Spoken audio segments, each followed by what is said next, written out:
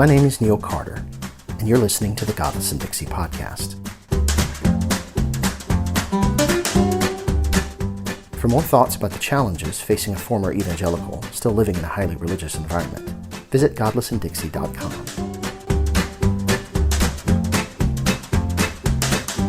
What atheists wish Christians knew about them. I kept my deconversion a secret for nearly 4 years, but after being outed against my will, I decided to go ahead and own it. Soon after, I began thinking about starting a blog to unpack my thoughts about faith and skepticism out loud for the benefit of others. And that's when I read on the Friendly Atheist that people were organizing an interview with an atheist at church day, and I wanted in. To be honest, when I volunteered to be the atheist for whichever local pastor would be foolish enough to do something like this, I had very low expectations. No pastor in his right mind would invite an atheist to share the stage with him in front of the whole church, not in Mississippi. But I was wrong. A local Church of Christ minister stepped forward and accepted the challenge, and after meeting for lunch a couple of times to discuss what each of us wanted out of the experience, we set it up. It went remarkably well. The minister was exceptionally welcoming and non-judgmental for someone in the Church of Christ. I later learned that not only was he a transplant from up north, but he was also planning to relocate to another state within a matter of weeks. That explains his willingness to endure the strong opposition he got from others in leadership at his church. What follows is an elaboration of the points I laid out explaining what are the most common things atheists like me wish Christians understood about us. It's been several years now since I first scribbled these out, but I feel like the list still rings true. 11 things atheists wish Christians understood. Number 1. We have morals too. Most of the atheists I know are very principled, passionate people. We think long and hard about how we should live and relate to one another and to our environment. And we work to live consistently with our principles without fear of supernatural retribution. Theists give us a hard time about this because they believe it must not be possible to live a moral life without a belief in some kind of supreme supernatural being. They believe this not because they've observed us behaving badly, or at least not any worse than they themselves behave, but because of a prior commitment to believe that it must be the case. But reality doesn't match their belief about us.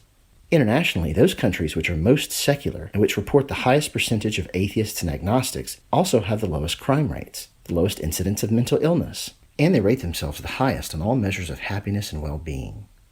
In the United States, those states which score the lowest on religiosity illustrate the same trend, while those states with the highest crime rates, poverty rates, and rates of mental illness score the highest on measures of religiosity, with my state topping that list every year. Too many confuse having a different set of values with having none at all. For example, white evangelicals will judge people in same-sex relationships over straight people who blatantly exhibit racial discrimination, and they do so because they don't even see the racism. It's not one of their moral principles. In fact, I would argue their theology is so rooted in racial prejudice that they wouldn't even know what to do with Jesus' teaching about accepting foreigners, the poor, and the outcast. Number 2, you don't know us better than we know ourselves. Really, the next 4 points grow out of this one. To be sure, each of us have our blind spots that close friends and family can see, but this goes way beyond that. Any non-believer who tries to talk much with Christians will soon learn that they are full of pronouncements about what's going on inside of our heads and hearts without our knowledge. But what would possess them to be so presumptuous? Having a holy book does that to you. When you outsource your thought processes to a holy book, you feel empowered and authorized to make pronouncements about everything from world events to personal motivations of others. They call it taking every thought captive to make it obedient to Christ. See 2 Corinthians 10:5. This lies at the root of fundamentalism, and it is the fountainhead of just about everything that I take issue with in evangelical Christianity. They're only doing what they were taught to do, of course. They were taught to believe that their particular holy book is uniquely capable of dissecting the metaphysical innards of every man, woman, and child. See Hebrews 4:12-13. But they do not see how they disrespect us when they dismiss what we say about ourselves simply because an ancient book told them that we really aren't qualified to say what's going on inside ourselves. Number 3, we really don't believe in your God. We're not just pretending. I cannot count how many people have insisted that I really believe in their God. Not just any God, but theirs alone. Never mind that there are thousands to choose from. It's quite egocentric to assert that anyone who disbelieves in gods must be in denial about secretly believing in, guess which one, their particular God. Again, this isn't entirely their fault. They were taught to think this way by the biblical writers.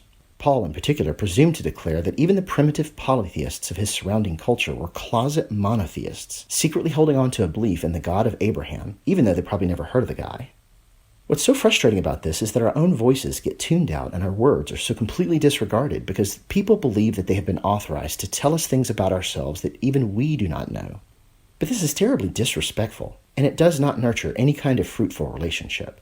No one wants to talk with someone who tunes them out. Number 4, we don't hate God because you can't hate something you don't even believe exists. Once again, I have lost count of how many people have asked me why I am angry at God. This can only be an outgrowth of number 3, see above, because nothing else would make sense. How could someone be angry at something that they do not believe exists? After you found out the truth about Santa Claus, did you get angry at Santa for not existing? That wouldn't even make sense. But atheists seem angry a lot of the time, don't we? You are correct. But isn't it possible that we are angry at something else? If you were consistently misunderstood, dismissed, distrusted, and excluded because of what you believe or don't believe, wouldn't you get upset about that too? What if someone told you that you are so very bad that you deserve to be tortured forever and ever? Is it possible that you might be angry at the treatment of people who should know better? Remember how I said we all have our blind spots? Well, this is one of those blind spots of many evangelicals. And then when we get upset, they say, see, your strong emotional response only proves that you are angry at God. No, in reality, it means you're just being a jerk. Don't confuse our anger toward you with anger toward your object of worship, unless they're actually the same person in reality. Number 5, we don't all disbelieve because something bad happened to us. The majority of atheists I know disbelieve because they asked questions and thought through things and concluded that theism just didn't make sense, or at least didn't match up with the world that they see around them. A handful of them did have bad experiences as children, like divorce, abuse, illness, or death. But that's not even a distinguishing factor. Everyone I know has had at least some of that. That's just called life. If you ask these atheists to explain how they came to their conclusions, you'll learn that most of them followed a series of thought processes which led them to where they are now. Some people, like me, were fortunate enough never to have suffered anything terribly difficult. We simply thought through things and eventually realized that we don't believe anymore. Asking me what bad thing happened to me to make me an atheist implies that I am damaged goods somehow. This presumptuous question betrays a judgmentalism of which the inquirer hardly seems aware. But next time before you ask an atheist this question, take a moment and pause and consider what you are asking. Number 6, belief isn't a choice. Not for us, at least. This one's more complicated than I once realized. The way I see it, belief is an involuntary response to something learned or experienced.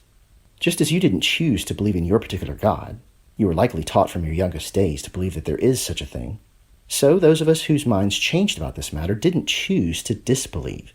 It just sort of happened. It was a spontaneous consequence of having thought through some things in a certain way. The most respectful thing would be for you to let us speak for ourselves when we say this wasn't a deliberate choice. It was a logical consequence of a series of thought processes which many of us wrestled with for years. But this poses a problem, doesn't it? What if you were taught that unbelief is a sin?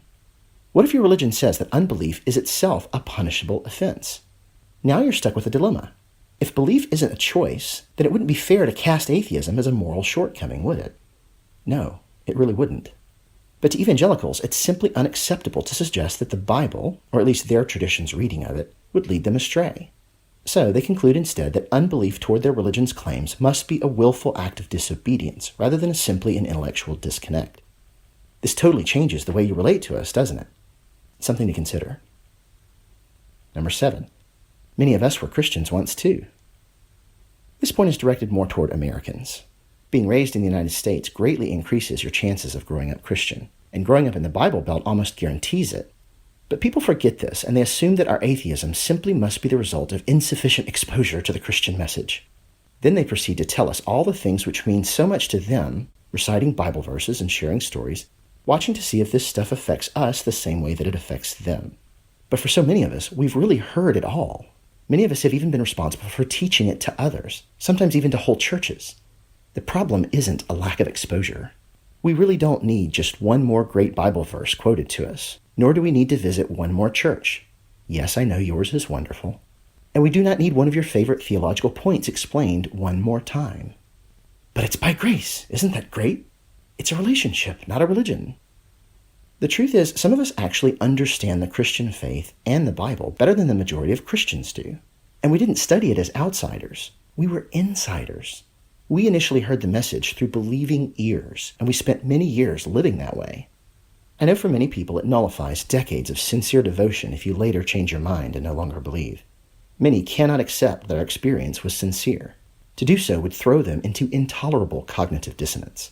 So instead they conclude that our devotion was just for show, and suddenly they can dismiss however many years we spent as Christians and pretend we are brand new to the Christian faith.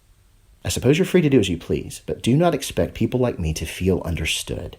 And don't expect us to stay engaged in a conversation that ignores what we say about ourselves. Number 8, quoting the Bible doesn't work like a Jedi mind trick. Atheists do not revere the Bible the way that evangelical Christians do, and apparently this has never occurred to many of them. I know that when talking among fellow believers, it's customary to quote Bible verses as a way of illustrating a point, or settling a disagreement, or suggesting a course of action. I also know that you've been taught that the Bible itself has a certain kind of power to it. See Isaiah 48 or 55:10-11.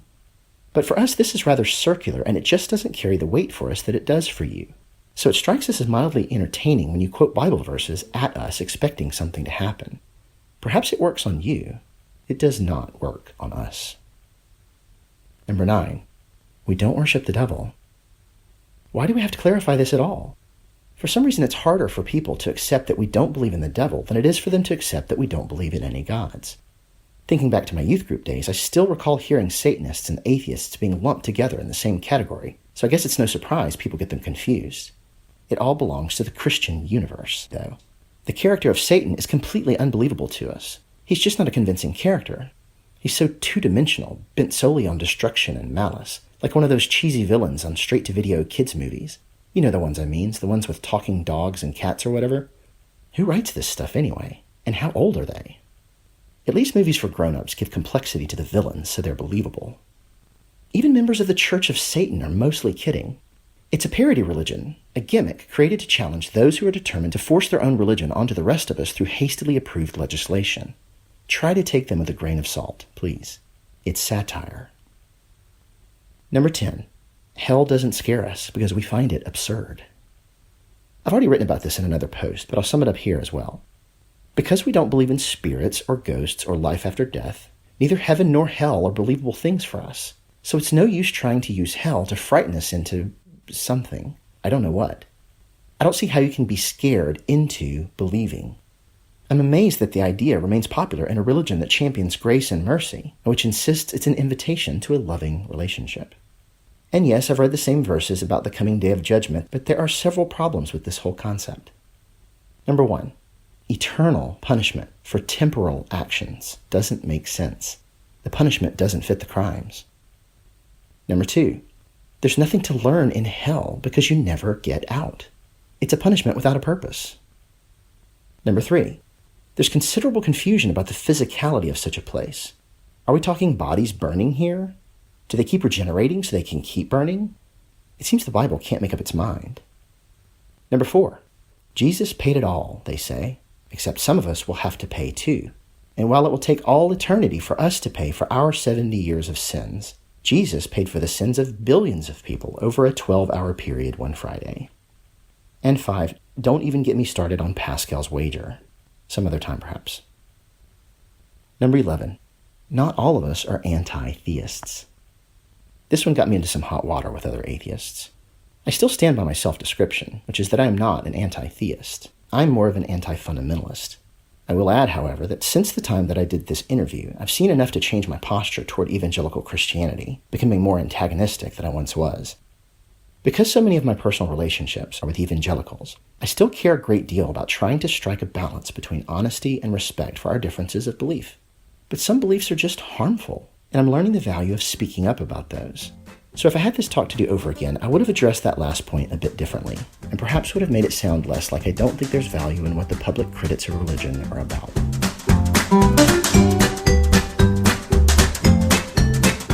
Thanks for tuning in to the Godless and Dixie podcast. Be sure to subscribe, and while you're at it, check out the blog itself at godlessanddixie.com.